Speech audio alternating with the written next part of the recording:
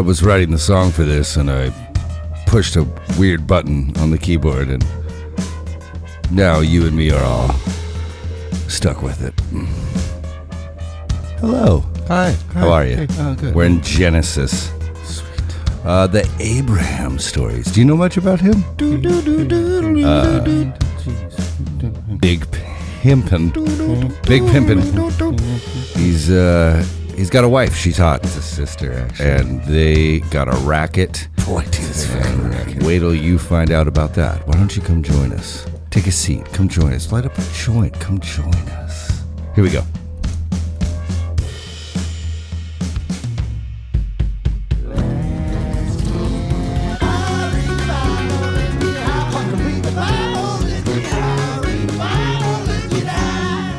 Yeah, well, and Mudhoney did that too, I think. Oh, I love them. Yeah. Oh, dude, I got to. So Nabil called me once to. They were putting on like a. Oh, it's freaking out. Okay, it's What? back. Okay. I don't probably internet, but Nabil was had like some label stuff in town when he was still doing the Sonic Boom stuff in Seattle. Yeah. And he hired me to drive around all these label people back and forth from their hotel to this show at the old Sunset. And Yeah. it was Mudhoney, the Dusty 45s, Fleet Foxes, and someone else that was awesome. At the Sunset? And Mudhoney fucking just, it was like a monster truck came through there. Was that before or after Lucan left? I can't remember because it was like, man, it must have been 2007. Oh, my internet's freaking out. Let me see. Are you sure it's yours? Yeah. About an hour ago, our power went off. Oh, damn. Yeah. And I was like, maybe God does exist.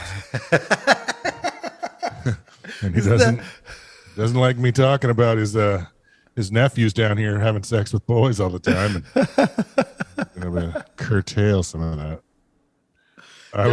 I get those vibes too. Like things get like obnoxiously hard in life, you know? I'm like, Yeah. I mean, I'm just trying to speak the truth. So, fuck, man. Are you ready for Thursday? Dude, we got no kids. I'm sending Crosby out tomorrow morning at 7. And then we got no kids for like, I don't know if we're just going to sleep. See, is it freaking out? Okay, there we go. Oh, Shana. We might. I mean, we're going to go. Get some blow.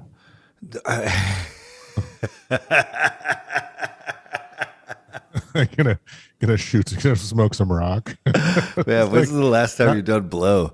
Not because we're into it, just because we can. Yeah. Last time I did blow. Well, okay. Now the funny thing is, if you'd have asked me when the last time I did blow was like a year ago, it would have been like 30 years ago. Okay.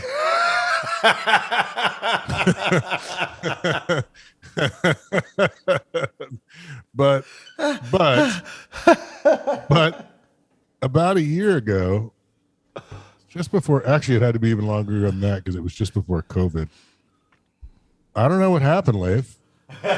As these things tend to happen, you know what it was? We were in West Seattle. That's what fucking happened. West Seattle with those fast Hollywood types. we were in West Seattle, and I don't know what happened. We went to a bunch of bars, and then all of a sudden, I was in a bathroom alone because some folks that I was with had been going into the bathroom by themselves. And I was like, no, I'm not. First of all, it's never my thing. Yeah. It's never been my thing. I don't need any help staying awake. I'm everybody's best friend at those parties because I'm like, yeah, I'm awake and I'm listening. So go ahead and keep talking. Wow, dude, you're cool. I know. But this time I was like, they look like they were really having fun. And I'm like, oh, you guys mind if I put a little bit in my drink? That's what I never, I'll just put it in my drink. Drink it down. Which I did. And apparently I put a lot more than those guys in mine than those guys were putting in theirs. Because after a while I was like, I didn't sleep for like 2 days. 17 different business plans came about. It was just I watched TV for like I watched all of Game of Thrones in 2 days. It's just the worst. It's like it's just never ever ever a good idea. No, hell No of a matter drug. what. Cocaine, Yeah. hell of a drug. You don't want none of this shit, do we? It's not. Strangely, I have the exact opposite reaction, and I haven't done it. I haven't done it in a long time. But Do you mean your reaction is that you want to do it again immediately? no, I go to bed. Oh, you fall asleep. I Yeah. fall fucking asleep. Like I get really cynical. And like really like, normally I'm like way too happy all the time, Right. So yeah, I'll get like That's awesome. get like mean and be like, oh, this is all bullshit. And then I fall asleep. And so it's like, but before then, your heart is racing and Yeah. I'm not a fan. I'm not a fan. No, never have been. Yeah. I'm glad I did it. I waited to do any drug until I smoked weed when I was 29 for the first time. I don't think I did cocaine until I was like 35 or something. I don't know. I don't know. That's only like that was like 8 minutes ago. That was like this morning. You were 35, wasn't it? Yeah, it was. It was at a rodeo. What else are you gonna do if the motherfucking When in Rome, pilled Actually, up cowboys? Are you sure it was coke? Because that might have been meth. It was. It was. Apparently, it was really, really good coke too. Oh, nice. Because I got it from some really sketchy person that I Came straight from shouldn't have Mexico. been. Yeah. That was one of the harder things from going from the woods to like reality was you have no gauge in character. Right? So you don't know when anyone's lying, you don't know if they're shady or weird, so it's just give and serve and give and serve. And so like it took me a long time to develop boundaries and any type of like objective point of view on another human. Like, oh, this person has been to jail 9 times and What could possibly go wrong? you probably shouldn't hang out with them. Dude. Yeah, that's Yeah. a tough one when you like that's hard to acclimate, to the general population. Yeah. Right. My second grade class, 3 guys ended up doing federal time. So it was like, and that was Edmonds, Washington in 1975, 76, 77. I got the first time I ever had the wind knocked out of me was in 7th grade, walking down the hall like the first week of school. And this guy, Mike Pettit, Tom Pettit, or some fucking asshole, the biggest bully in the school, walking down the middle of the hallway, just elbows me in the stomach as hard as he could. Well, it might not even have been as hard as he could. I was fucking, I'm 11. Yeah, okay. Damn. Isn't that like 10 you're 6th grade, 11 you're whatever. Yeah. And I double over right in front of the science teacher, who's sort of the hall monitor, who sees the whole thing. It's just like, yeah, man, that sucks. I don't want to get beat up by that guy. Get up. You might want to get up. Don't show weakness. I'm like, yeah. It's funny. I like that we go from cocaine to bullies. Yeah. They're kind of hand in hand. Well, those guys were like, there was a kid in my 7th grade class who would come to school baked every day. Like I could smell him. It smelled like his mom had been cooking chicken stock. Or like, you know what I mean? Like that really pungent, like I didn't understand what the smell was, but it was like, dude, it smelled like foul, like wet bird, and then he would like be like almost comatose. And I'm like, what the fuck is wrong with you, man? What's going on? He was a 7th grade. He was fucking taking like 3 bong hits before school. That's insane to me. That's Squire shit, huh? Yeah, I guess. I was like, I was like a super good kid. Like I really thought God was in the sky watching everything I did. Right. And so I was like really scared of going to hell, like from an early age. And so like, when you get in bands, like you start having more colorful friends, Yeah. Yeah. And so, do you still find that? Do you like still like catch yourself there, being there, You mean scared of going to hell? or at least being watched? Oh yeah, it's hard, yeah, 100% of the time, all the time. It's kind of like you dug the groove too deep, you know. Right. There's no getting out of it. There is, there always is. That's why I have some weird hope from humanity, because like I've been able to turn around a lot of shit in my life, especially in my mind, you know. But Yeah. the residue of indoctrination, which is like, being only shown one side of an argument. It's almost like Stockholm syndrome when you get older, you know. Force fed. Yeah. It's really weird. Yeah. So all of it kind of sticks. And that's probably why what we're doing with the Bible is so cool, for me at least, because like, like we've stated before, being homeschooled, one of my classes was devotional, which devotion time to God, which means the first hour of your morning is spent praying and reading the Bible. Yeah. And like, I continued that on touring. Through touring, through like, so it was like, Do you still do it? Yeah. oh yeah. Yeah. I mean, I took like 6 years off there, Yeah. but now that for about 2 years before we started doing this, I just had to familiarize myself again, and Who do you pray to? Who do you pray to? Oh, I don't pray anymore. I do, and I do every once in a while, but and like, see, and for me to define my own ideas on spirituality, it's kind of hard for me because I have growing up being like, I might have gone to a small church.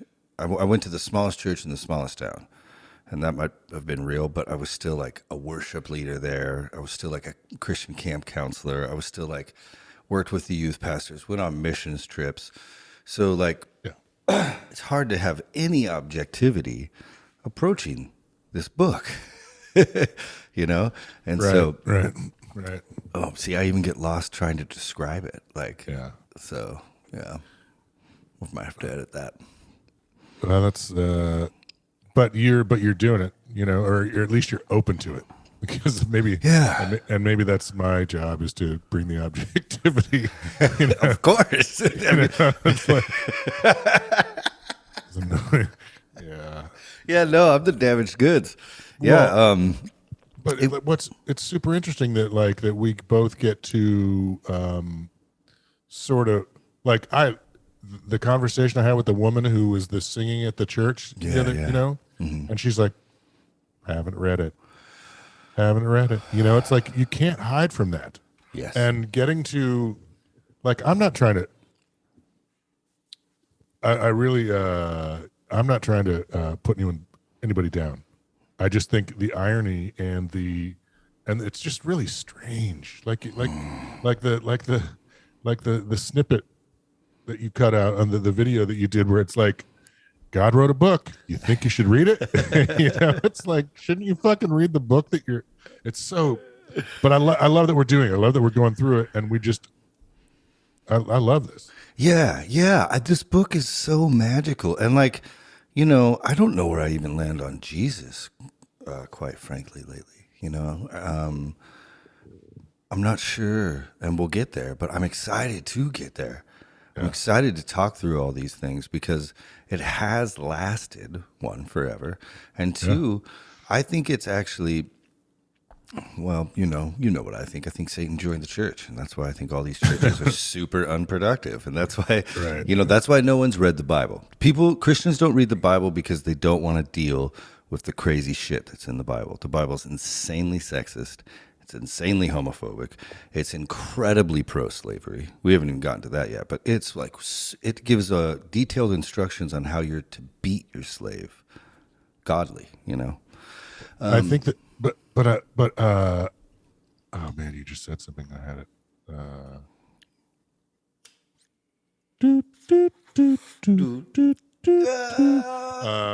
Yeah, I can't remember. It was something about what you were saying, and then I just really wanted to take a hit of that bong pipe you have. Gandalf. Right? Yeah. We'll name it. I don't know if that's the right name, but Yeah. I think it should be called like that's the divine being or something. well, I did call it Shiva because it's the destroyer of my worlds. Because I take a hit and then I have a different opinion from what I went in, but I don't know. It just doesn't roll off the tongue yet. But it's strange, the hypocrisy, and it's even stranger, at least to me, to go through 2021 and these fucking last couple crazy years where you see like just such a breakdown in decency and kindness and love, and like we need, like, if there ever was an idea of a Christ-centered church, which we name a couple of them on here. There's a bunch, but we need a strong church. People who are willing to go help their fellow man. People who are willing to lend a hand. Like We need a community. yeah. I mean, I church is so loaded. I agree. I think it's mostly bullshit. I'm just trying to be nice to those couple churches that are out there doing amazing shit. Yeah, that's important. That's important. And they never get recognition. Sorry. Yeah. Well, they're not looking for it. That's not, the people that want recognition get it. Yeah. But what I was going to say is that you were saying that, the Bible and people don't want to read it. Also, the people who are running the churches, it's in their best interest to not have people read it and interpret it themselves. Yeah. Whenever a church or someone that goes to church tells me their church has like a theology class at 9 on Sundays, it infuriates me. And I literally talk, this is like I'm in therapy about it. Like Christians who have never read the Bible, it's like one of my massive pet peeves. Like, and yeah, see, I'm already getting derailed, but we could bring it back to the Old Testament because this shit has been bananas. Yeah, no, it's good stuff. Where are we? We're in 12, but like, last week you read through this weird, really common motherfucking thing. And begats, the second line of the second round of begatting. Yeah. And so why do you think that's fucking important? And let's try to think about living back then, right? Like put yourself as someone who lives in like 1,000 to 500 BCE, right? Or 5,000 to like. It's got to be older. It's got to be older than 1,000. It's got to be. Well, it would only be 4,000 before because the Earth's only been around for 6. So Okay, you got to stop doing that. Because people won't know you're joking. People won't know you're joking. It's like you say it so deadpan. And it's like, did he just? Wait, is it flat? Is it flat? It's like because I think that we did. I mean, we decided that this could. Well, first of all, to answer your question, I think like all of these bloodlines and all of the Nephilim, I'm pretty sure. Don't quote me, and I don't have my fact check bill, but those, when the kings, the royalty of Europe, back in the day, they would say they had God-given rights to rule. Mm-hmm. The bloodline was so important. Mm-hmm. Those are the bloodlines of the divine people's offspring. I mean, and if we look at the ones in Genesis, they trace their lineage to Adam. They go straight to fucking Adam. All the way to the well, man. Right. And so back then, this is like credentials. Oh, you want to believe, you think why should you believe our word and our scriptures instead of these Babylonians? Well, we go all the way back to Adam. So it happens a lot, and they're there a lot, and they're really annoying, and they're really long. But I like that we're committed to read through them because it's like a 100% completion thing. Yeah, and that's the thing is like, and then that's what it's like. I totally wanted to skip it also, but it's like, are we going to do this again? Are we going to go round 2? Like, what? I don't think we deep dived enough on the begats. So let's go back through Genesis. I just I want to be able to say that we read the whole thing. Fuck yeah. Yeah. So Yeah, exactly. And like, It is totally annoying. it is. And it's, Baguette's this, Baguette's him, and died at 720 years old. and like, 700. so I heard something else which I thought was really fascinating. And I could butcher this, so I'm super sorry because I'm just gonna ask forgiveness for that up front. I can't remember what archaeologist it was, but he was working uncovering some important manuscript of the Bible, some type of artifact relating to Israel. On the site, there was like one of the workers who was from Pakistan or something, around there, the Middle East. He had his son with him, and this is around like 1980, 1958, I believe, somewhere in there. And he asks like, "Oh, that's so cool! You have your son with you. How old is he?" And he goes, "He could be 20, he could be 30, he could be 40. Only Allah knows." And then he kind of paused and was like, "That was weird." And then he was like, he gave like a date of, well, if you want to know exactly, he was born a year after the British invasion or some event that took place. So by that event, this guy knows he's 13, but his dad just said 20 and 30 and 40. And a lot of times we see in these old scripts numbers that repeat. 40 is a big one, 40 days and 40 nights. 40 days in the tempted by Satan in the wilderness, So a lot of these ages might be attached to something we don't really understand. They could be attached to a specific luck maybe this person had, So when we read through these passages, we're just doing our fucking best. And like we skip over the Tower of Babel pretty fast, right? Because we're like, what the fuck? And like, I'm sure that is not this book's problem. I'm sure it's not this Holy Scripture's problem. It's ours. It's mine. It's, and we're trying our best to understand what these stories mean back then. But it's just so fucking hard to do. We don't live back then. We have email. It's a much different time. There's no, we don't have the table of contents. We don't have the glossary. It's like, it's impossible. And we'll never, but the thing is, neither does anybody else. And that's the part that's so infuriating, is that people will take this and make it into what suits them. Yes. Yes. It's, and I've seen a lot of Christians like complain like, why is Christianity getting such a bad rap? Excuse me. Why are Christians being put on blast so much? And I think that's a beautiful reason right there. If you are trying to tell me that I should live a certain way because the God of the universe is going to judge me and throw me in hell because of that, I think you owe it to me to at least have read the book. Okay? Like, point out where it says that. Where exactly does it say I'm going to hell because God is judging me? Yeah, there's a lot of places you could take it that way, but the word hell and the idea hell is actually pretty arguably not in the Bible. Gehenna is a place they mentioned Sheol, which is like a pit, but that's an actual pit. And in the verses before and after, there's a lot of talk of like, when you die, you just go away completely. So like hell as a construct that's like fucking not entirely represented. Yeah. No. We could get off on that forever, but the years, everything in this book, every word, every little detail is probably really important, and we're gonna try to get at it all, but it's motherfucking hard. But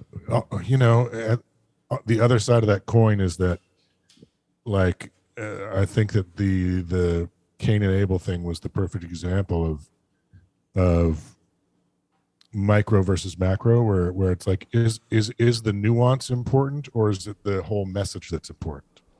Yeah. Because I just didn't see it the way you saw it. I didn't see this although he did kill his brother. I mean, he was kind of a hothead. Obviously, he was a bit of a hothead. Jesus, dude. Yeah, call me titties. God gave you a little attaboy. He gave you the attaboy. Jesus. Really. But like we're saying, and again, it's that thing where how can every word be important if this is if this document was originally passed down verbally? I think that's. I'll unpack that. I think, and I do such a bad job wrapping stuff up because my brain's always just like.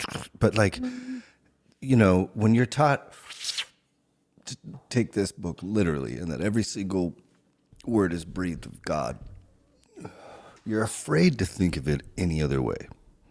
You're afraid, for your soul, to look at it historically, to look at it in context. The more I have dove into this side, where I realize what dates these things are taking place, I realize the context of what's happening in these stories, it unhinges it completely from any form of fundamentalism. They don't talk about God fucking women right in the beginning of the Bible. They don't talk about the Nephilim church. Hello. Well, and we're about to get into this. Basically, Abraham pimps out his wife, who I don't want to spoil, so I'm not, but I won't tell you the Game of Thrones shit that's about to take place too with this story. And it's like they don't discuss this. They don't discuss this. So why? That's the biggest tell to me. It's because they don't want to deal with it, but it's there.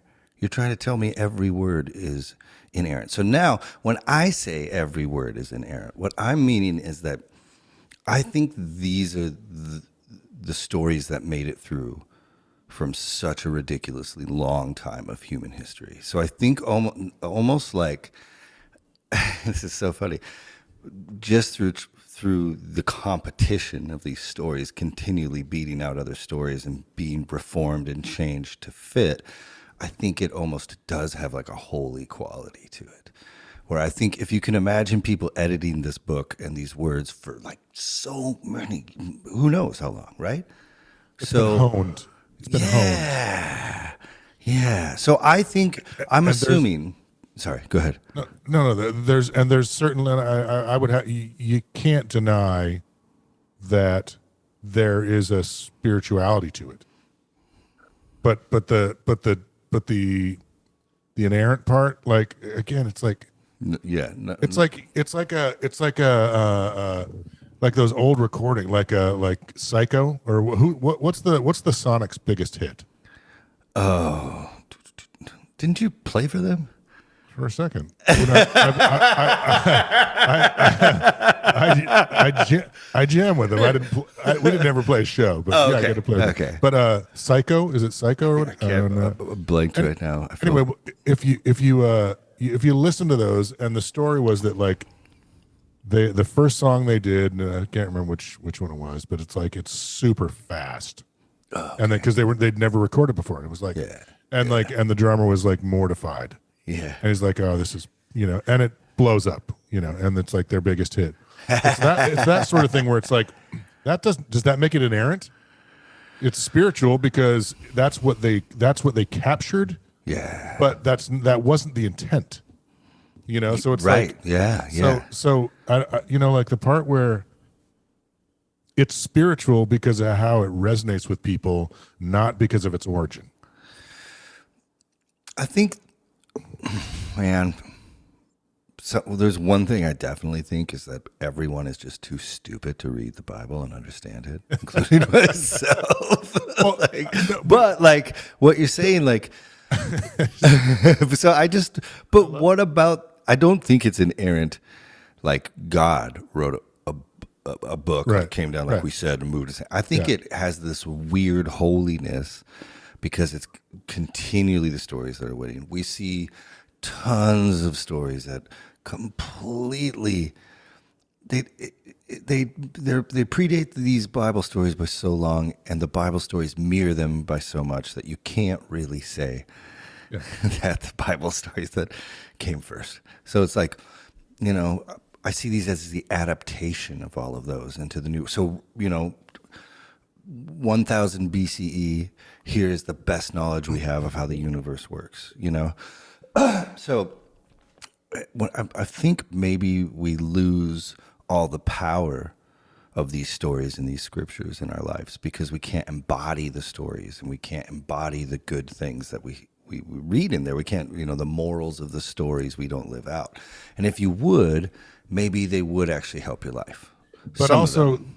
but I mean, and but people don't read it. So, and the things that they're not embodying are the cherry picking that organizers are picking for them. And the thing is, like, how do you resonate with where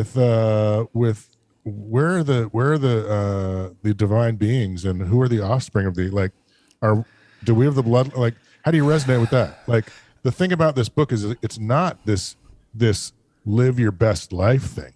I mean, there's some of that. There's a lot of it, but then there's this thing that we're about to get to where where like bone china. It's like, dude, Abraham's like big pimpin'. Do you know that Jay-Z song where they're on the yacht? Pimpin' with the lazy. Yeah.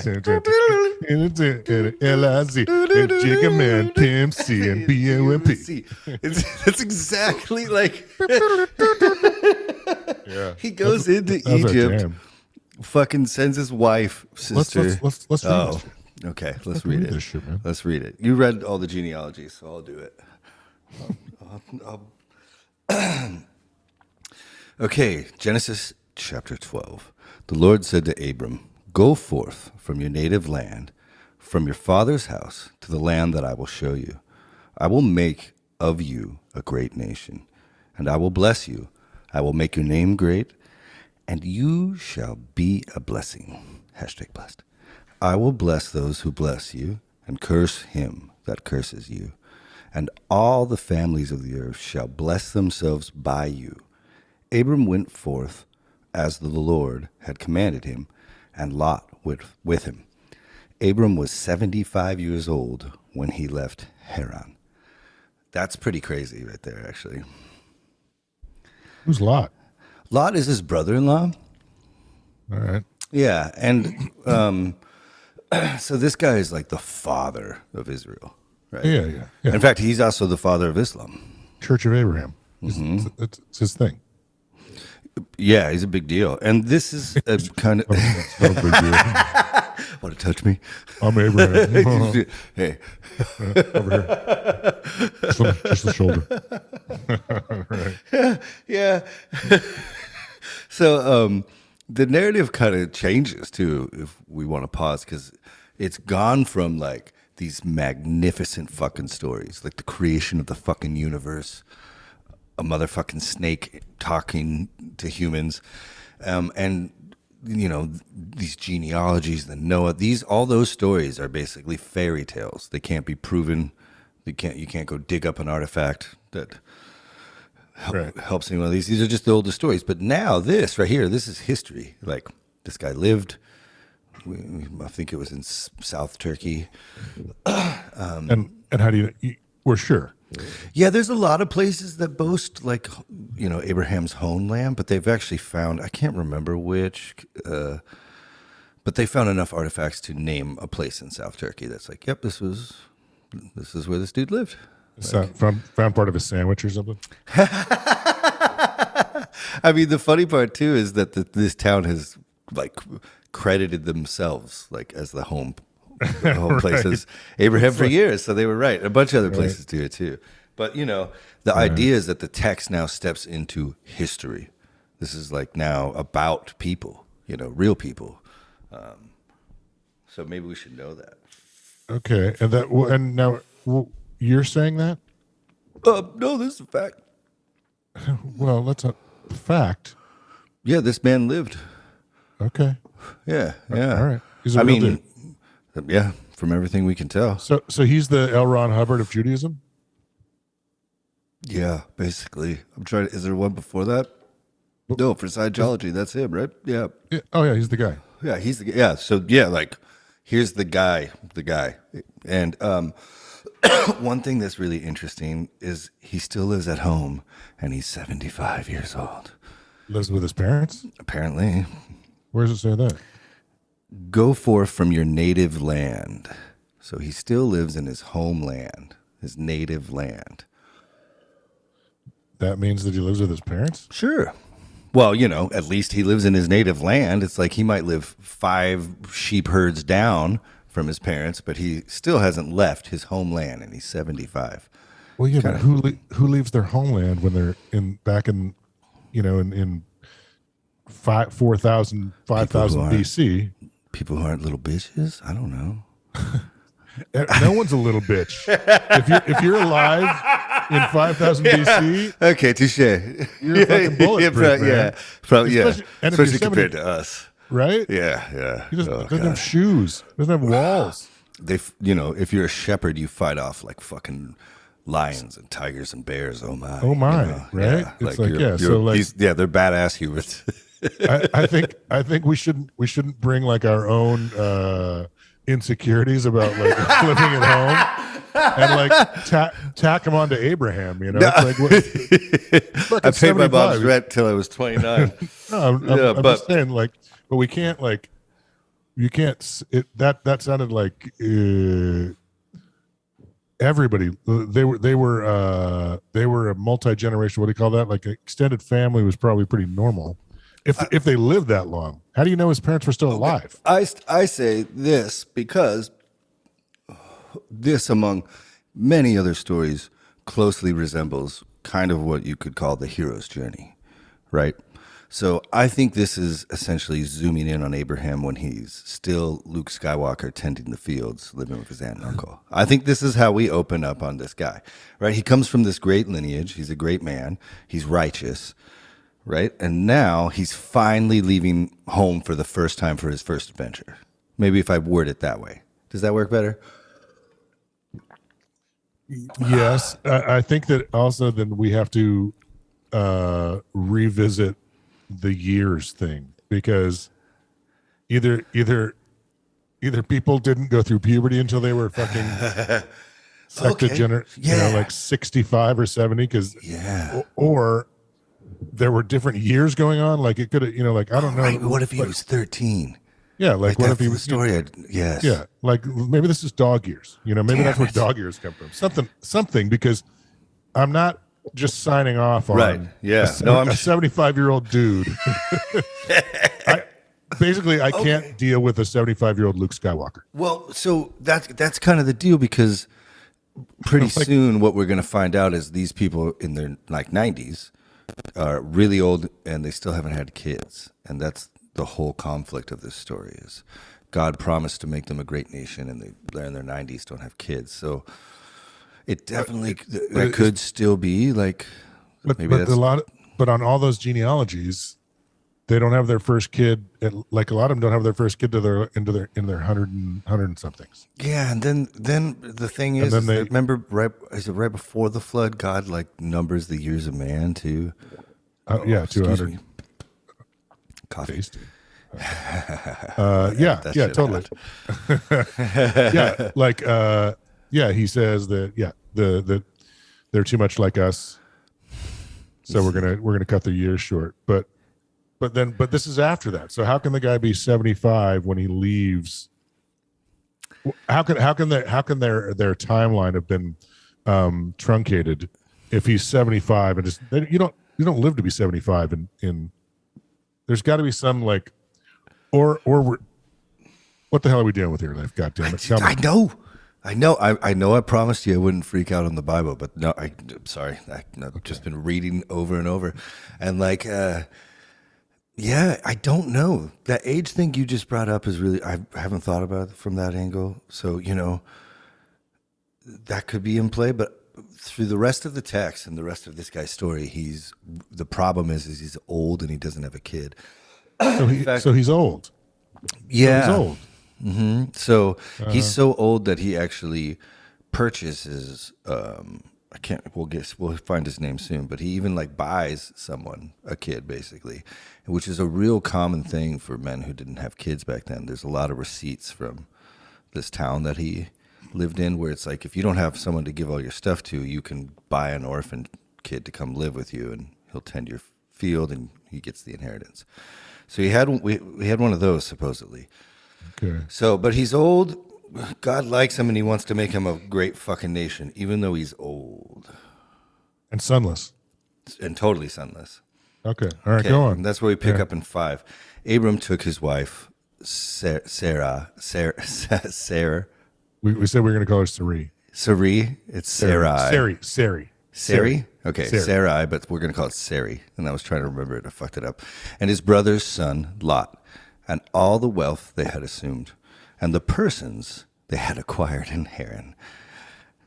Persons. And they set out for the land of Canaan. When they arrived in the land of Canaan, Abram passed through the land as far as the site of Shechem. At the terebinth of Moreh, the Canaanites were then in the land. The Lord appeared to Abram and said, I will assign this land to your offspring. And he built an altar there to the Lord, who had appeared to him. So God's hanging out, right? He appeared to him. Yeah, that sounds more like the appearing sounds less like the shuffling through the garden than it does like DMT. Let's look up the. What? Oh, I'm just gonna look it up. Oh, yeah, like appeared is less like I was in the garden looking for you. Yeah, right. You know what I mean? Like appeared, you can see behind the bush. If you can appear in places, nobody can hide from you. That sounds like Yahweh or Who's the first creation myth? This is Yahweh right here. And who's the first creation Elohim. myth? This sounds like Elohim. Yeah, it does, doesn't it? If you're appearing, but it is Yahweh. I think I wonder if they blurred lines. You know what I mean? Like just kind of smooth that over. They're going for one. They're going for one anyway, right? They're trying to be monotheistic. Yeah.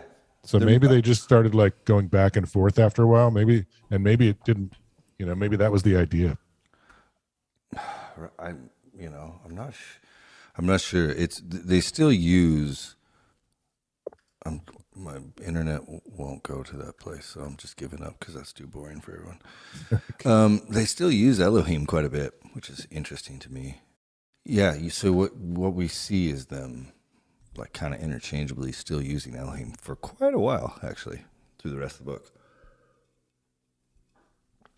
So they're kind of moving more and more towards a monotheistic religion, because pretty soon they just act. They don't even acknowledge them by excluding words, Right. So, but let's see. So yeah, it's all about him moving. So yeah, it's about an old dude, man. He's a 75-year-old Luke Skywalker. Okay, I want you to beat this because I believe in you. No, you what? I believe in you. Yeah, see, I don't feel like you can have a 75-year-old Luke Skywalker. It's not like, the hero's journey. The hero has to be young. Yeah, the hero has to be young. You can't be a 75-year-old childless. You know what I mean? It's like, although you can't have Obi-Wan Kenobi as leading the hero's journey. You know what I mean? It's like that's not the archetype. You know what I mean? It's totally not. Yeah. It's a young man, torn between youth and young adulthood, being semi-forced into this thing. Yeah. And there's a bit of it, but it's definitely not New Hope, man. I mean, it's no New Hope. Doesn't seem to be at all. So I'll pick up from 7. Oh wait, did we already read that? Yeah. No, we're on 8. We're on 8. 8. Yeah. From there, he moved on to the hill country east of Bethel and pitched his tent, with Bethel on the west and Ai on the east. And he built there an altar to the Lord and invoked the Lord by name. Then Abram journeyed by stages towards Negeb. There was a famine in the land, and Abram went down to Egypt to sojourn there. For the famine was severe in the land. As he was about to enter Egypt, he said to his wife Sarai, or what was Sarai? What's her? I keep forgetting. Sari. Sari. Fuck. I know. Think Jerry. Well, her name changes too or Mary. pretty soon, so Yeah. that's what fucks me up. Is always, and Abram's name changes soon too. Pretty soon he's gonna become Abraham. But check this out. He tells her, "I know what a beautiful woman you are. If the Egyptians see you and think she is his wife, they will kill me and let you live. Please say that you are my sister, that it may go well with me because of you, and that I may remain alive thanks to you." We won't pause too long, but yeah. So like,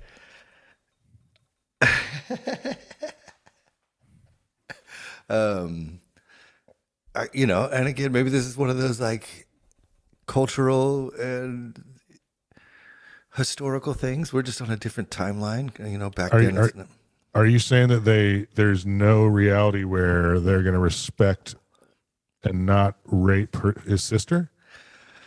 I guess she's just that beautiful, right? That like he knows that the pharaoh or whatever king of wherever they're going is going to want her, and if he can't get her, he's going to kill him to have her. That's how pretty she is. That's crazy. Plus, they're in their late 70s, so they're like on the best goddamn diet ever, apparently. So make any sense? I know. Wait, so the age thing comes into play here soon? Oh yeah, it's the whole story. Well, Because the conflict it's not the whole story because we haven't gotten to it yet. Forgive me. This story is dripping with different, and it's brought in this weird character Lot, which is like, what the fuck is he here? And that's his nephew, right? His, what did it say? Brothers, his sister's his wife's brother's son. Mm-hmm. Yeah. Sari and his Abraham took his wife Sari and his brother's son, so his nephew, Abraham. Who's Abram's brother? I must have just fucked up. No. That. I don't know but who is Abram's brother?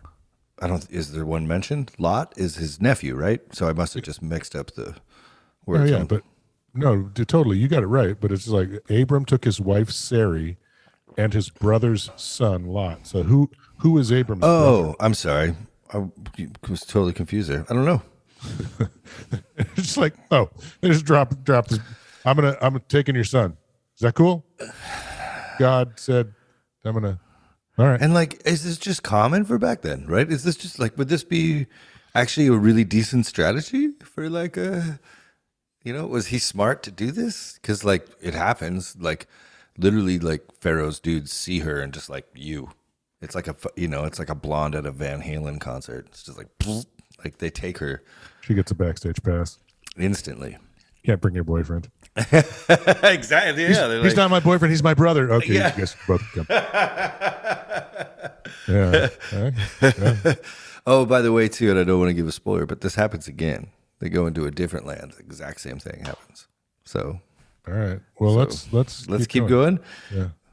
When Abram entered Egypt, the Egyptians saw how very beautiful the woman was.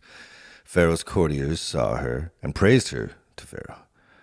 And the woman was taken into Pharaoh's palace. And because of her, it went well with Abram. He acquired sheep, oxen, ass, male and female slaves, she-asses, and camels. But the Lord afflicted Pharaoh and his household with mighty plagues on the account of Sarai, the wife of Abram. Pharaoh sent for Abram and said, "What is this you have done to me? Why did you not tell me that she was your wife? Why did you say, 'She is my sister'? So I took her as my wife. Now, here is your wife. Take her and be gone." And Pharaoh put men in charge of him, and they sent him off with his wife and all he possessed. So he literally gets kicked out of Egypt. Oh, dude, you went like, you're thinking so hard on this shit. You went down like Sigmund Freud style. You're like on the couch now. Well, this is hitting me in the same way that the Cain and Abel one did, where it's like this isn't like literal. This is like, don't pimp out your wife. I can't quite figure out what the message is. What the Moral. Yeah, what the moral of the story is, but like it, like what, like again, wait, so in the court, so I mean, a pharaoh has a decent amount of ladies in his, entourage, right? And they probably come from a lot of different places, just like Abraham. Can you right? imagine owning the pyramids back then? Yeah, totally. Balling So, out of control. Yeah, but my point is that how does this pharaoh know that? How does the pharaoh know that the plague, because it went well, he acquired sheep and oxen, but the Lord afflicted the pharaoh? How does the pharaoh know that the plague came because of Abram's wife? Must have just been like bad shit started happening the second she came. We don't, we're maybe the reader or the writer, excuse me, expects us to know. I don't know. It's fucking. Because of her, it went well. So he does marry her. He marries Sarai. Oh yeah. They have a kid. They create Israel. What is this you have done to me? Why did you not tell me that she was your wife? Why did you say she is my sister, so that I took her as my wife? Now here's your wife. Take her and be gone. But he got to keep all of his stuff. So what is the moral of the story? Don't get to it. Like it's okay to give your wife. What? Don't get attached to your wife's no place. If you can remain unattached to your wife's no place, then you'll be rewarded with riches and oxens and she asses.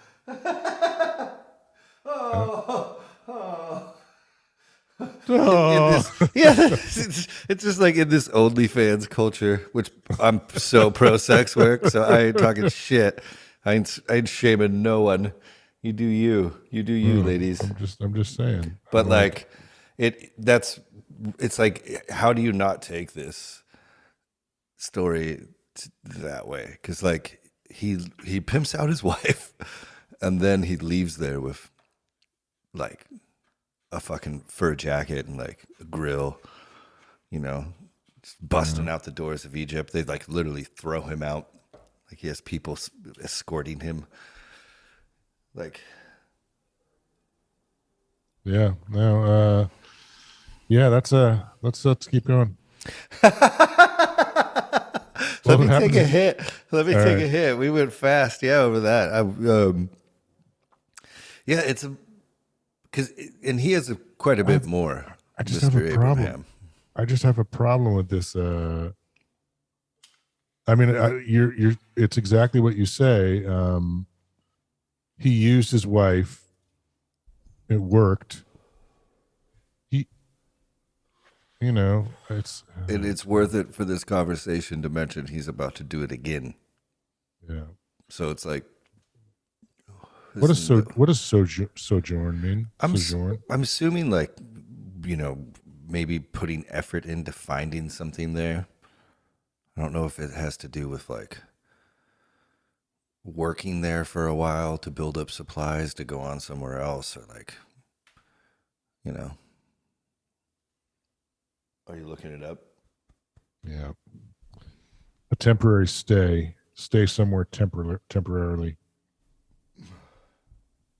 I was pretty close, but that was pretty homeschooled of me. I don't know the answer. Let me just make it up right now. You know what it probably is. I believe that's called, isn't that mansplaining? Yeah, I was trying to sojourn. Well, what that is, when you get an 18-wheeler and you buy a hat. There's this Rick and Morty clip of a male and female news anchor. And the girl is like giving the news, and then he makes fun of her instantly, and she goes, "Stop gaslighting me," and he goes, "Gaslighting isn't real. You made it up because you're fucking crazy." And then it just cuts to something else. It's the funniest example I've ever seen. That's pretty much it right there. Yep. Meow. Oh, man. What are we doing, man? We're gonna Get our shit killed. together. Jesus.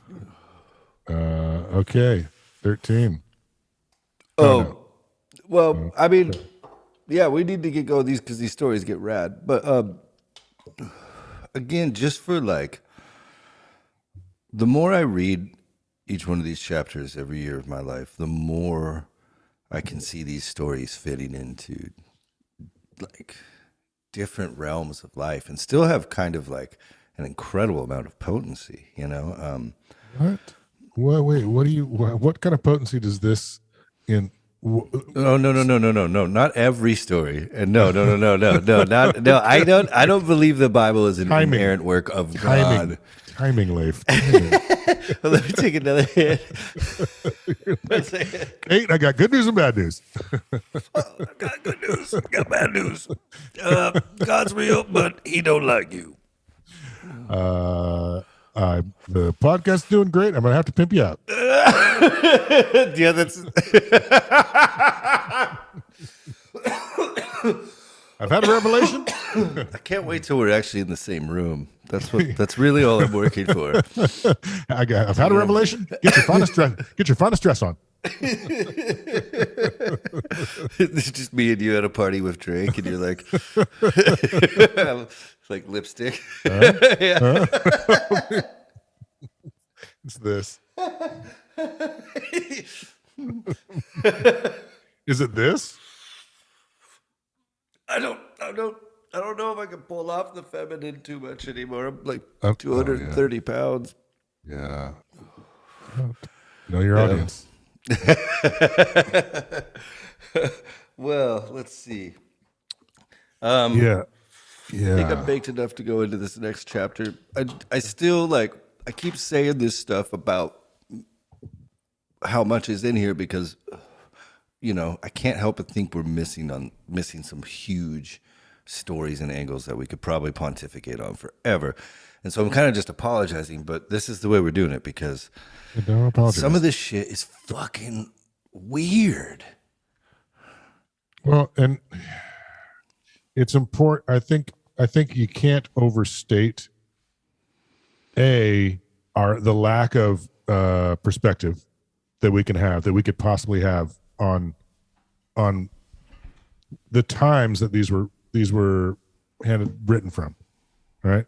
Like you're saying, like maybe the writer, like I think you just said something really important about maybe the writers assume we'll know what, you know, like we'll have context. Yeah. Because you know, they didn't know these were going to be, you know, 2,100 years later at best. A couple of jackasses are fucking, you know, leafing through this shit, trying to, you know, sort out what the hell they were talking about, you know? You know, it's like, so yeah. It's really, that's why, you know, like, we shouldn't worry too much about, are we missing the big pictures? It's like, we're reading this fucking book. If other people are going to, you know, we can always go back and it's recorded here. Apparently we're using these newfangled devices to record what we're doing. Yeah. So we can always go back and take a look at stuff if we want to, but it's just so, I'm into like going through it though, you know, Okay, like let's do it then. Read the fucking Bible. Let's fucking get high and read the fucking Bible. Yeah, too, because like I tried to keep it to like one chapter an episode, but like I cut, you know, some of those last Genesis chapters were boring as fuck, and that's just the truth because we don't know what that genealogy means. So, chapter 13, from Egypt, Abram went up to the land of Negeb with his wife and all that he possessed, together with Lot. Now Abram was very rich in cattle, silver, and gold, and he proceeded by stages from Negeb as far as Bethel to the place where his tent had been formerly between Bethel and Ai, the site of the altar that he had built there at first. And there Abram invoked the Lord by name. Lot, who went with Abram, also had flocks and herds and tents, so that the land could not support them staying together. For there were possessions, for their possessions were so great that they could not remain together. And there was a quarrel between the herdsmen of Abram's cattle and those of Lot's cattle. The Canaanites and the Perizzites were then dwelling in the land. I guess we're supposed to know that too. Like when they keep saying this, like who those are? yeah, who was like So it's like, yeah, remember that time that in 17, yeah. I'm gonna keep going. Abram said to Lot, "Let there be." We could unpack some of that though. That's actually really so. This is a whole like now from Egypt. So from Egypt, like so he gets out from Egypt. Everyone up to Negeb with his wife and all that he had possessed, together with Lot. That's like a whole another chapter of this story. Like he gets kicked out from the Pharaoh, and he has done really and I don't know how many years later, but it would like if it was a movie, it would be like 5 years later, 10 years later on the screen. And then it shows up now. Abram was very rich in cattle, silver, and gold, right? So he's so rich that his nephew has a giant herd and a bunch of guys. So they can't, and their shit is so big that if they're together, they ruin the land too quickly. Yeah, right? they probably watering rights too. Like there's not enough to water the herds. That was a big deal back then. Because they both, what you're saying is they both have massive wealth and massive herds. Yeah. Right. Right. And that's why they're fighting. Mm-hmm. Well, that's why the quarrels were between the hands, apparently, right? And, this is in the land of Canaan, so it's right where Abram built that altar, and so they're like, basically, they're going to be like, we have to split up. And that's where 8 comes in. It goes, Abram said to Lot, let there be no strife between you and me, between my herdsmen and yours, for we are kinsmen. Is not the whole land before you? Let us separate. If you go north, I will go south. And if you go south, I will go north. Lot looked about him and saw how well watered was the whole plain of the Jordan. All of it. This was before the Lord had destroyed Sodom and Gomorrah. Excuse me. All the way to Zoar, like the garden of the Lord, like the land of Egypt. So Lot chose for himself the whole plain of the Jordan, and Lot journeyed eastward. Thus they parted from each other. Okay, so I think it's weird, one, and probably takes to be noticed that Abram goes, if you go north, I'll go south, and if I go south, but he goes east. Yeah. And he takes for himself the best land. Like, it's well watered. And by the way, the Jordan, where he built this, Abram built this altar to God, it was towards that land. So I think we're supposed to know this. If we're reading this back then, we would know this geography. And we would know that essentially, like, I think Lot basically just did a dirty move, maybe.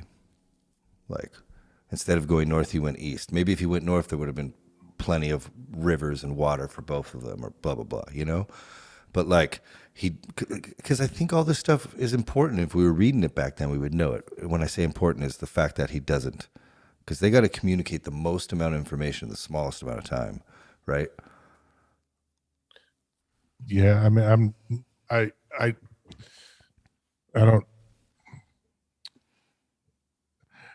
I guess when it gets confusing to me, I think you're right. Like, we're supposed to know, when it starts talking about Zoar and Sodom and Gomorrah and the garden and Egypt, the part where the north and south, and then he goes east. That it just seems like he wasn't saying you should go north and I should go south, or you should go south and I should go north. He was just saying, whichever way you go, I'll go the other way. There's plenty of land for everybody. Yeah, I just feel like the way the people would write these stories back then, whoever wrote this, from the scholars that I enjoy, from all the people I've ever sat under and tried to learn under about this shit, right?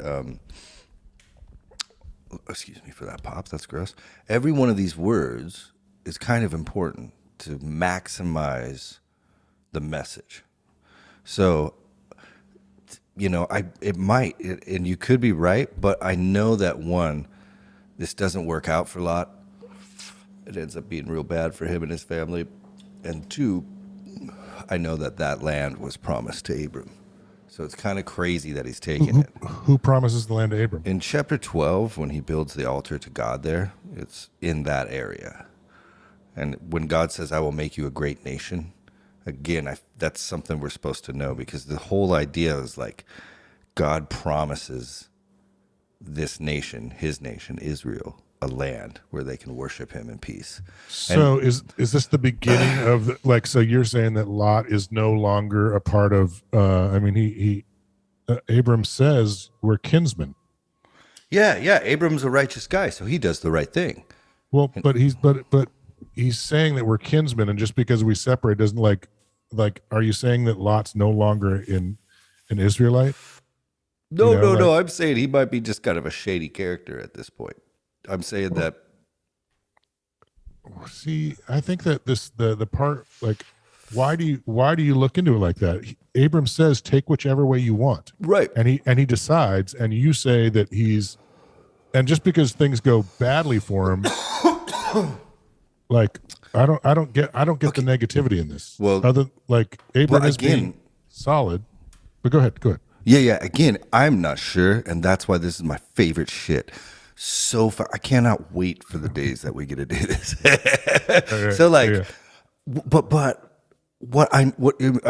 You've heard of what happens in Sodom and Gomorrah pretty soon, right? You've heard that story. Hasn't happened yet. No, right. But we, as the reader right now, know we're learning essentially as the characters in these stories are learning too, right? We're following them through their days, through these events, right? But it doesn't go well for a lot. It goes really, really, really bad. But go ahead. Sorry. This being the thing that God promises Abram, and this being a servant of Abram, even though Abram's made this guy rich as fuck, he's brought this guy up, his nephew, he got him his own business, or got, had him help get him his own. It seems like he's taking Abram's, essentially retirement home. You know what I'm saying? Yeah, I don't see it that way. How do you see it? Well, they're family, and so he's not taking anything. They're both rich as fuck. It's like they have to spread out. And so it seems like Abraham's doing the right thing. It's like, dude, it's not just some guy; it's his nephew. Yeah. And he doesn't have his own kid, so it's probably like his son. It's like his son. So it's not. That's what you would do for your son. You would give him the best part of the land, or if he chose, it's like if he chose that, it wouldn't be like he was taking it away from you. It would be like, that's what he told him. And it says before that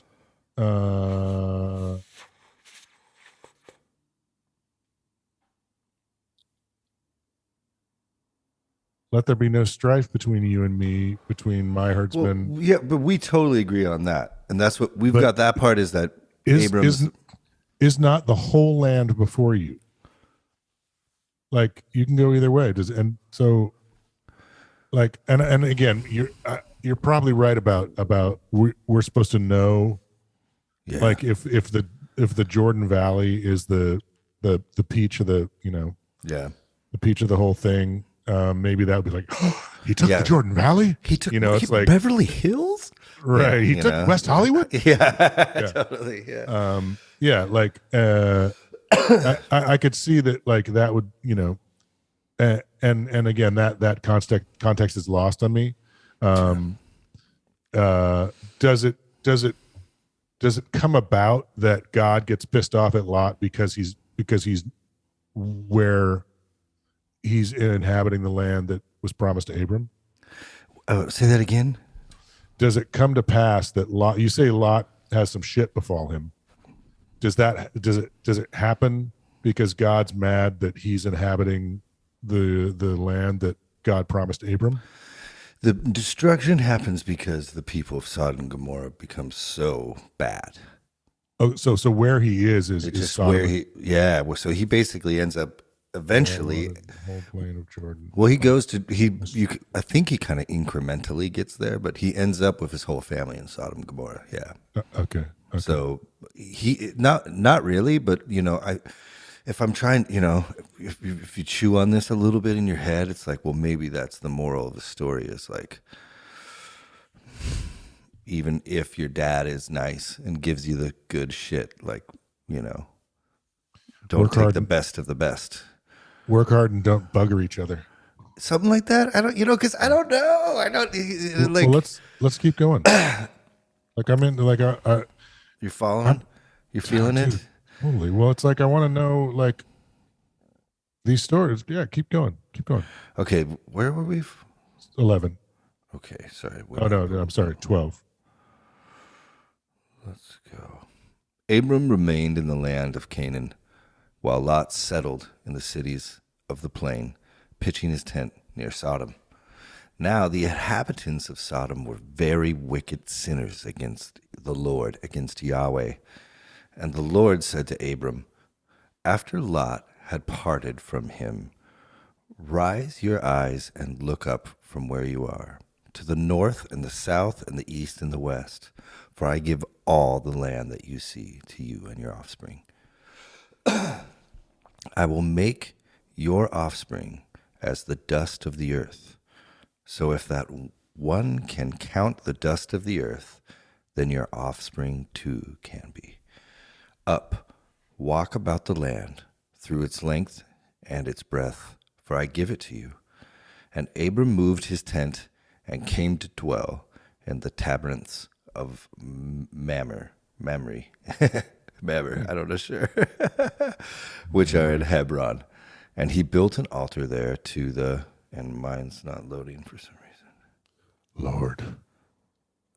Is that the end of the chapter? Because mine's... That's the end of the chapter. So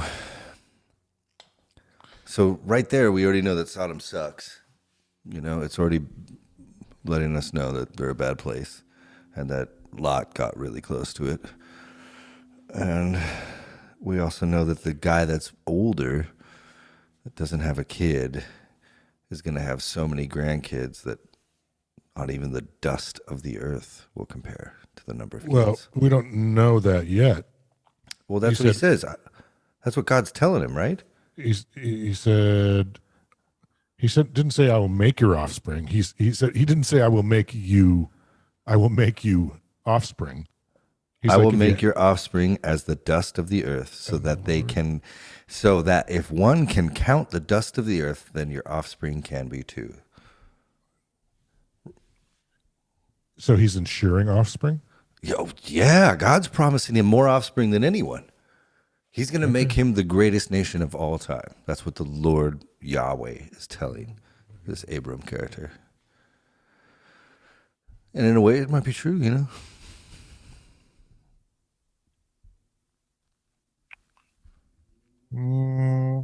Okay, you sure?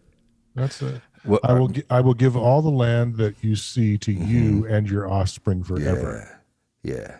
Okay, so that I will make your offspring as the dust of the earth, so that it, like, okay, right?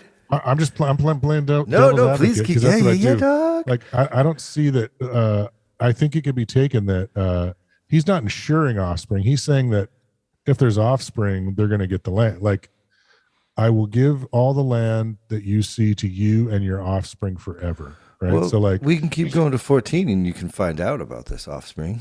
Oh, does it happen? Okay. Yeah. This is the story is about this older couple that can't have a baby, and God promises to make them the biggest nation of all time, the most prosperous nation of all time. All right, let's keep going. So, now when King Amphirel, I don't know if that's right, of Sinar, King Arioch of Elazar, and King Shamadorah of El.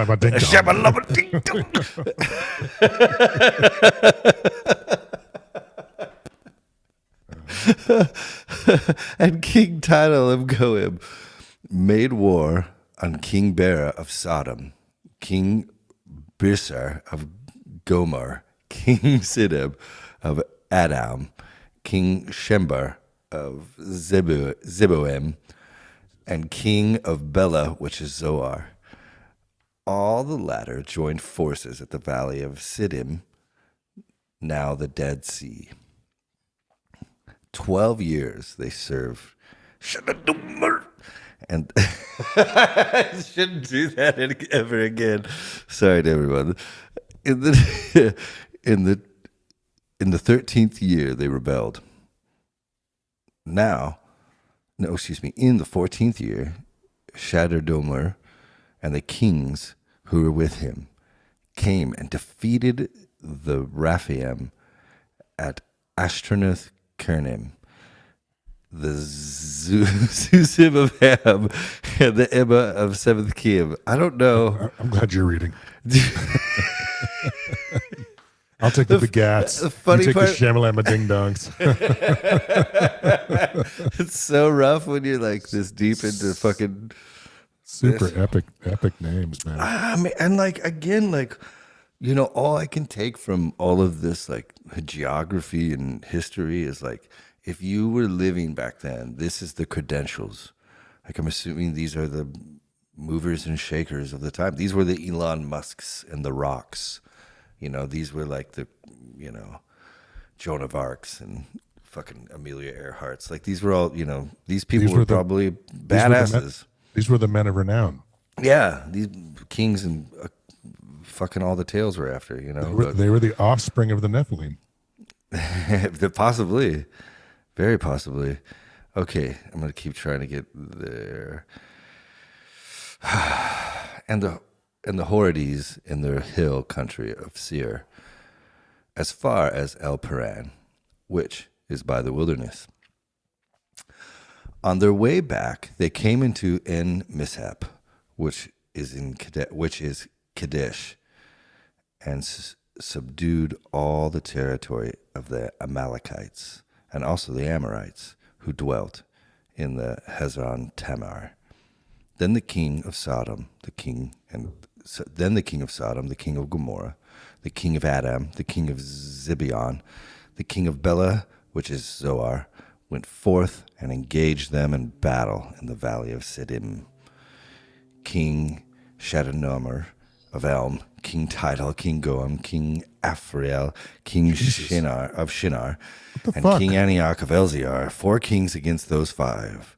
And now the valley of Siddim was dotted with Pitium pits, and the kings of Sodom and Gomorrah in their fights threw themselves into them, while the rest escaped to the hill country. Some fucking battling. That's some. So kings must be what, like the leaders of tribes? At this part, these are all pretty decently sized kingdoms. I'm not sure because again, and this is all Israelite history, right? This is like Judaism. This isn't Judaism.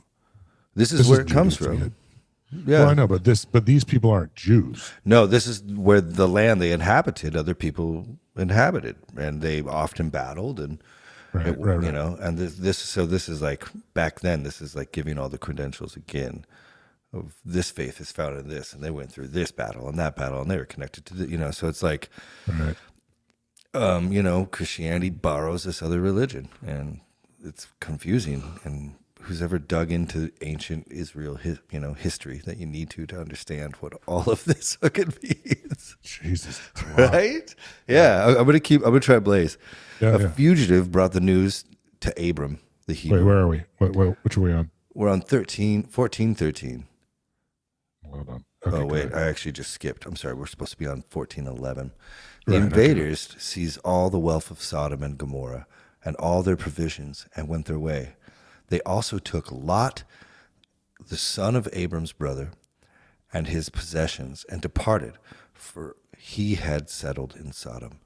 A fugitive brought news to Abram, the Hebrew, who was dwelling at the terebinth of Mamre, the Amorite kinsman of Eshuk and Aner, these being Abram's allies. When Abram heard that his kinsmen had been taken captive, he mustered his restrainers, born into his household, numbering 318, and went in pursuit as far as Dan. At night, he and his servants deployed against them and defeated them.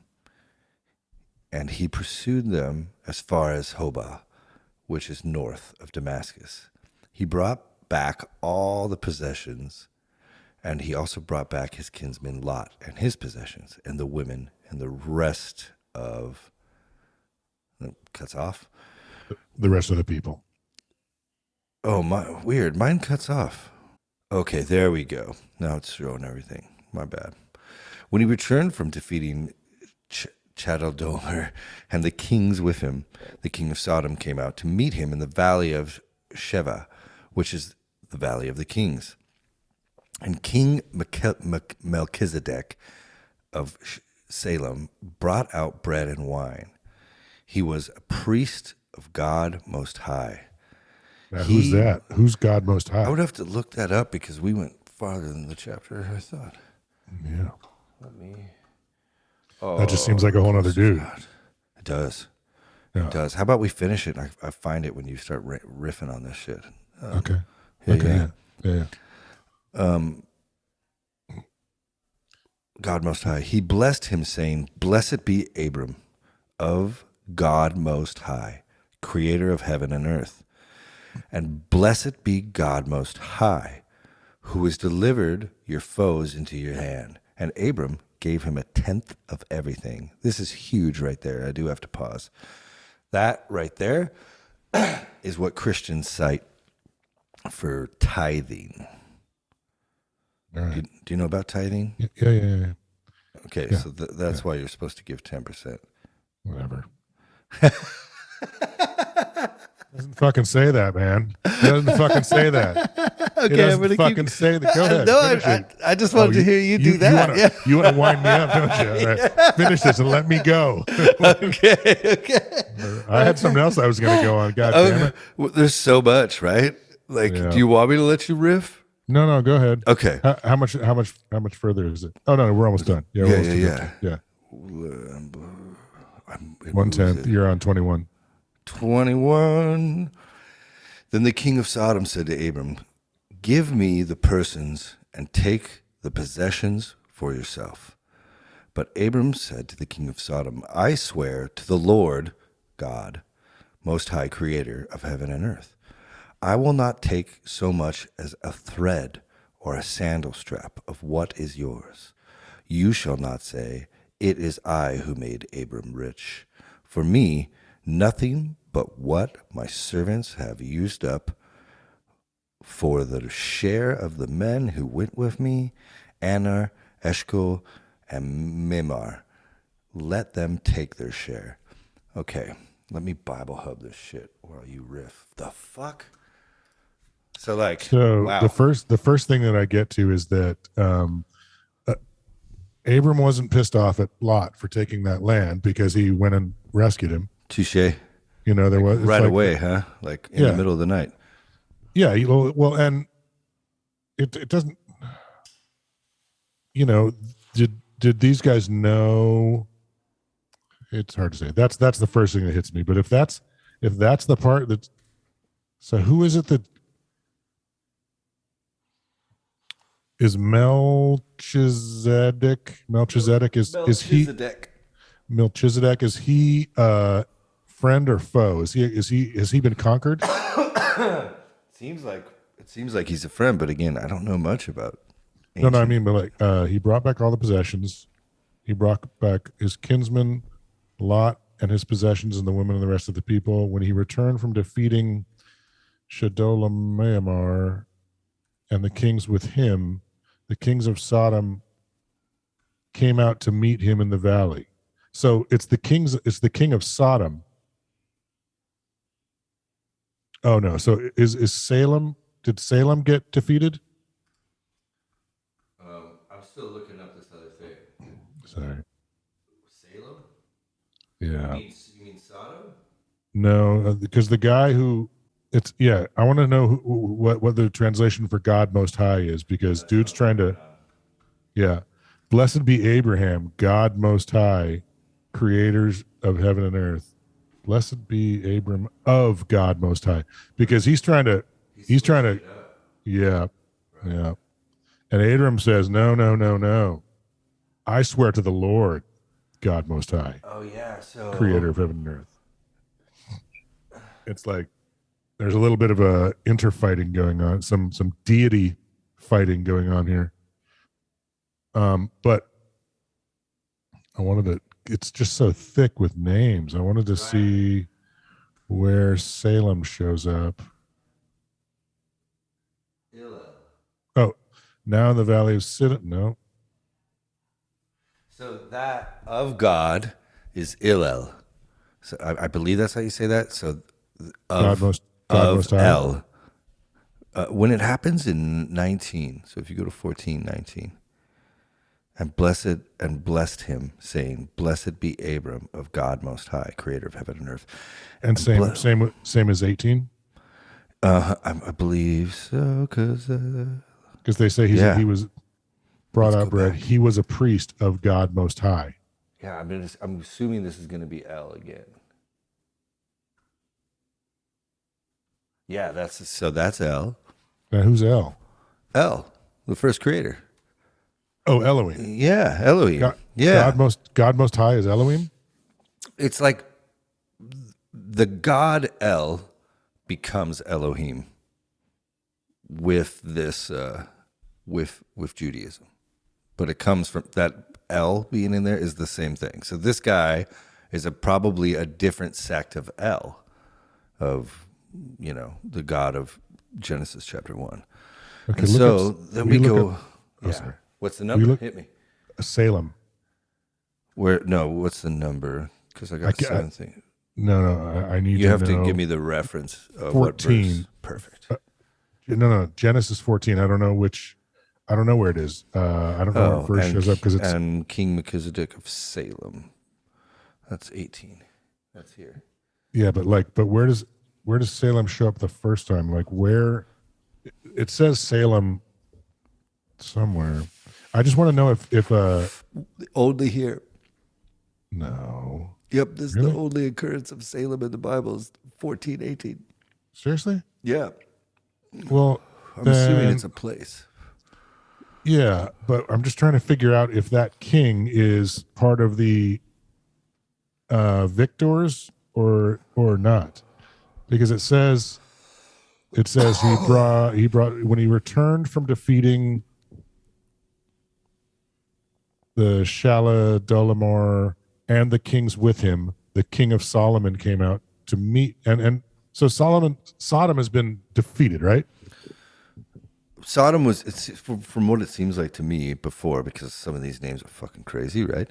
Right. These Sodom, including Lot with it, kind of got sacked by these other kings. As they're escaping with everything, Abram went and saved the day, kicked all their asses in the middle of the night, and now this king of that region is just coming out to greet him. And so Abram gives the king of Sodom 10% of what he took from the guys who sacked Sodom in the first place, basically. Is that sort of what's happening? It seems like it. And what is that? Is that like a fucking Tony Soprano type deal? Like, hey, give you a I give you like 10%. I give you 10% of your own shit. I'm going to keep 90% because you're morons who got it taken. A fool and his money were lucky enough to get together in the first place. Yeah, dog.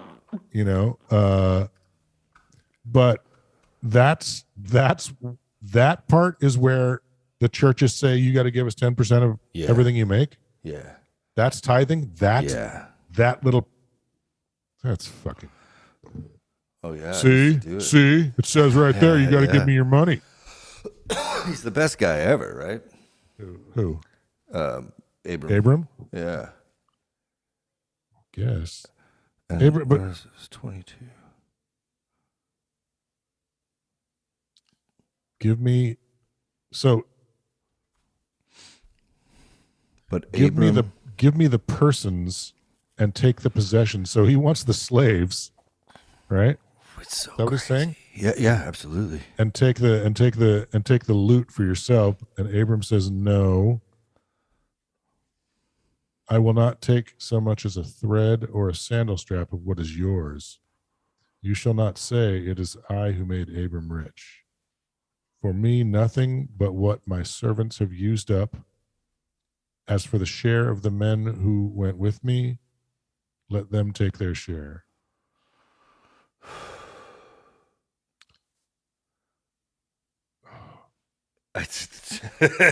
And like this is in a book written from God, so this is supposed to be really, really important. Yeah.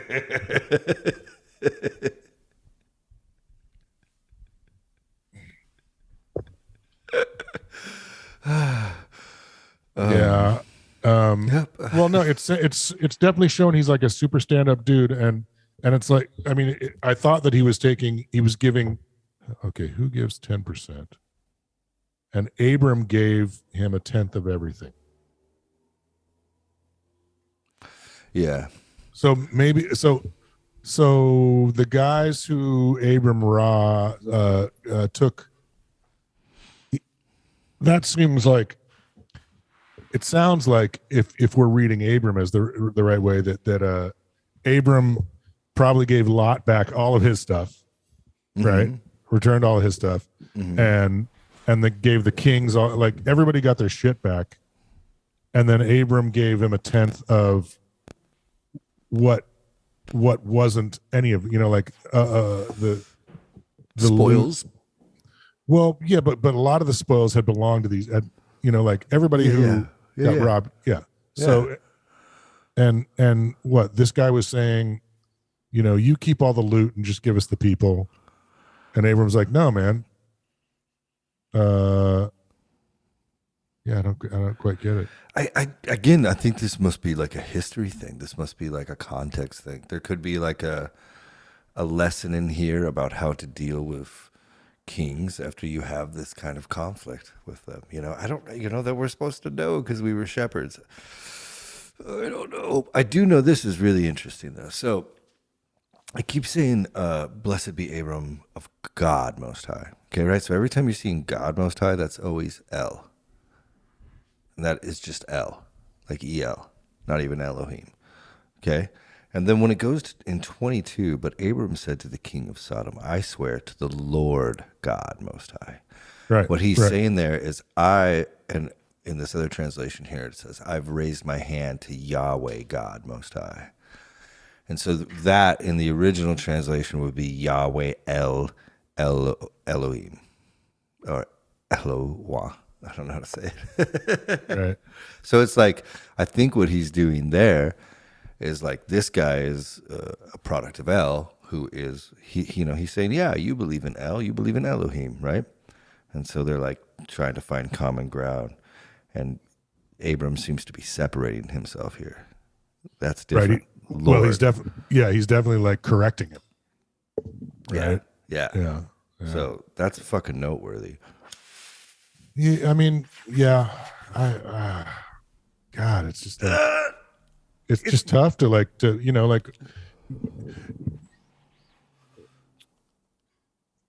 no, it's The whole thing, dog.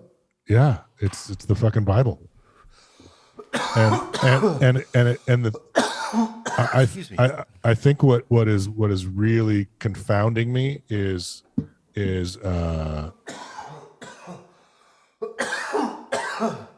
Try not to interrupt your fucking rad rap. I can edit that. Great, go. No.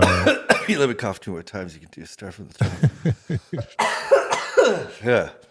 You get one? I think we're good. Confounding you. Confounded. The part that's confounding is that these could just be stories. Mm-hmm. It's like, I know, like I haven't spent the time you have, and I don't have the reverence. I don't have the weight. It's so important. That's why you're integral. But like, and like maybe that's really important. maybe, but the part where he's definitely correcting him, and that's it's noteworthy, but maybe more so for what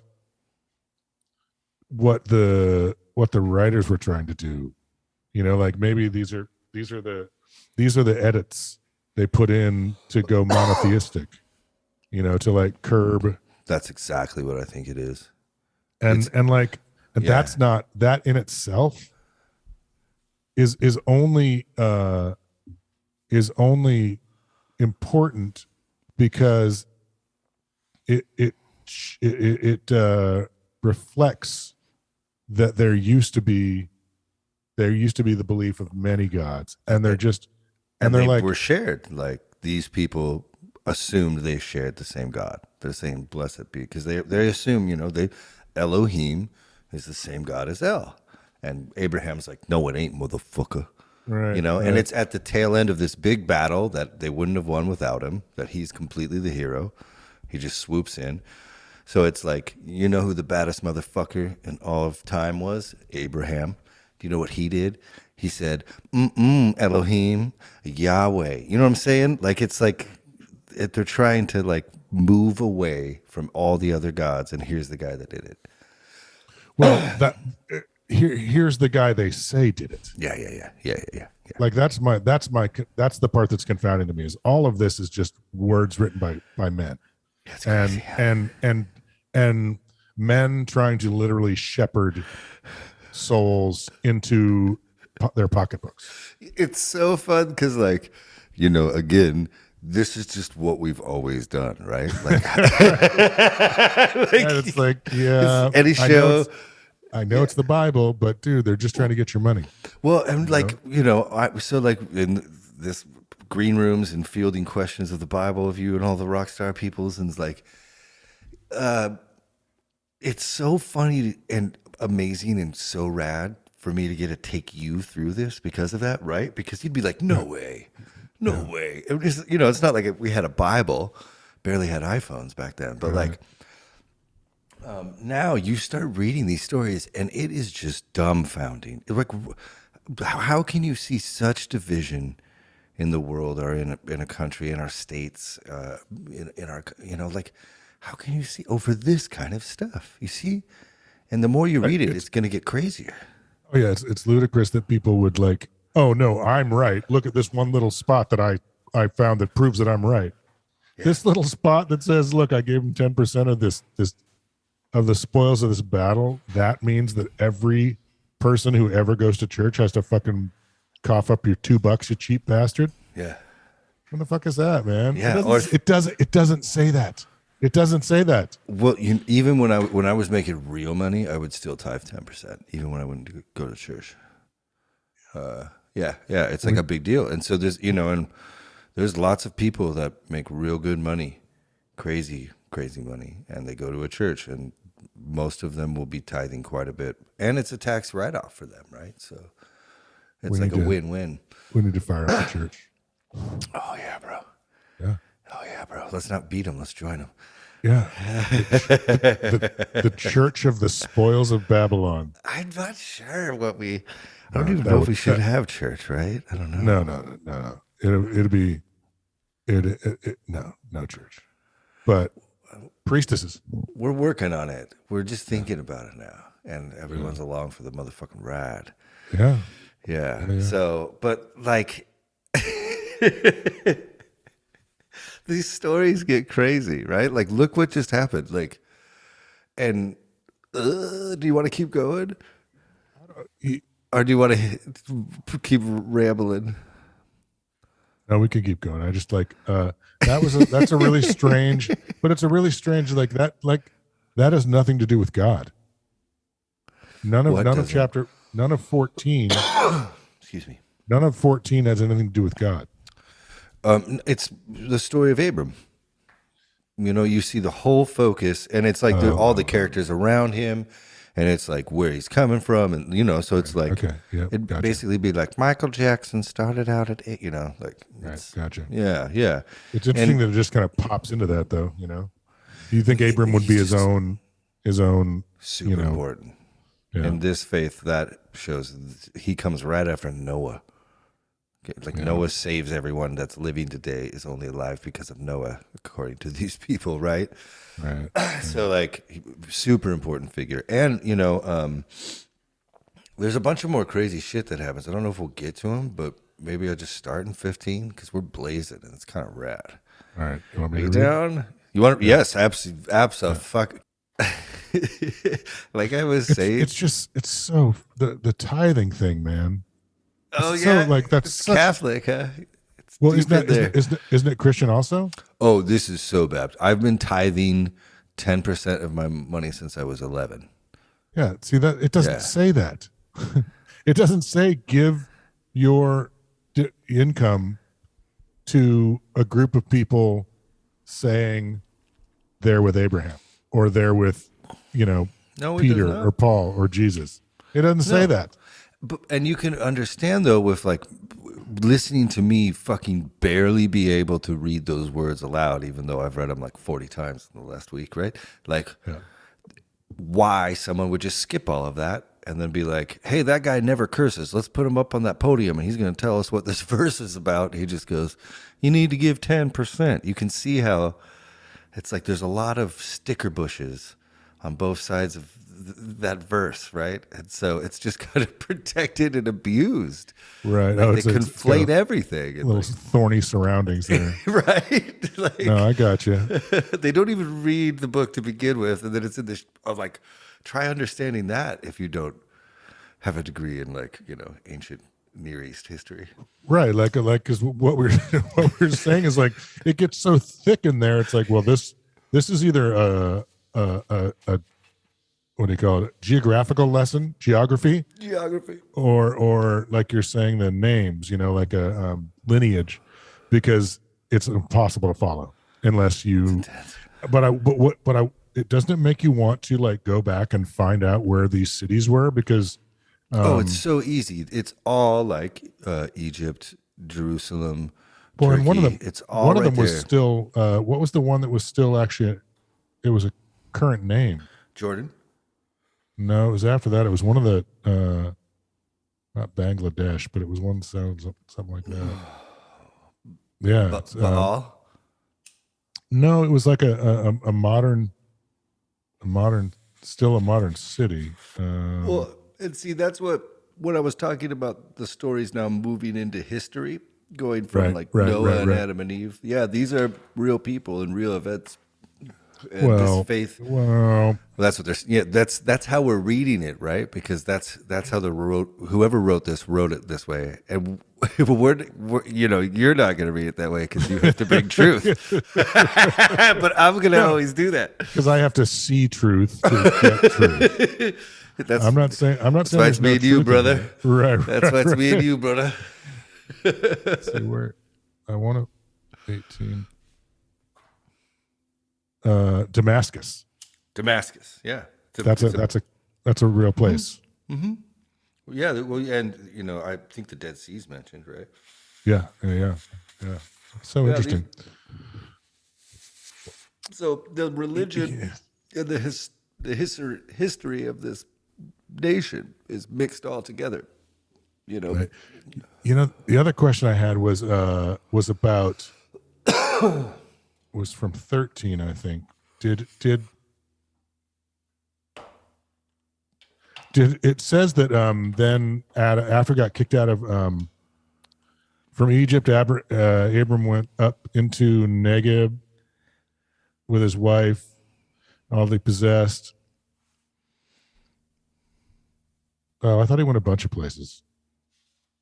Oh, he didn't. He just went to Negev, right? Mm-hmm. It sort of sounded like he proceeded. Oh no! He proceeded by stages from Negev as far as Bethel to the place where his tent. Bethel, so because he has a lot of stuff, right? Right. Yeah, so he's got to move it in stages. That's what I was assuming. Oh, and he proceeded by stages from the Negev as far as Bethel to the place where his tent had been formerly between Bethel. I was wondering if, like, in all these places. He's already rich, but I don't know. For some reason, it sounded like maybe he was like pimping his wife out as he went along. Like, oh, that went really well. Where's another pharaoh? Where's another pharaoh? How do you right? Like, how do you deal with that? Like, if you're reading this in like a, Genesis class at your church in the morning, like, how do you deal with this truth that this is part of the Holy Story, that like this guy's making money off pimping out his wife? Like, that's so weird to me. That's so weird to me. I mean, I guess, but back in the day when, what weren't women like property? Fuck yeah, they were. So it's like that's not that so weird. So I guess that's what you would do, right? I've already got on my whole alcohol, Terrence McKenna, that's what was happening. Yeah. Let's put a fork in this one because I got a bunch of stuff I want to talk to you about that I can't say on here. That sounds fucking good. Well, hi to everyone around the world that's listening. Hey, we couldn't be happier you're here, and we love you. Let's leave some comments. Do some comments. And then let's get high and read the Bible. Let's do it. All right. Love you guys. Love you, dude. Love you. Okay. That's it. We love you. Smooches.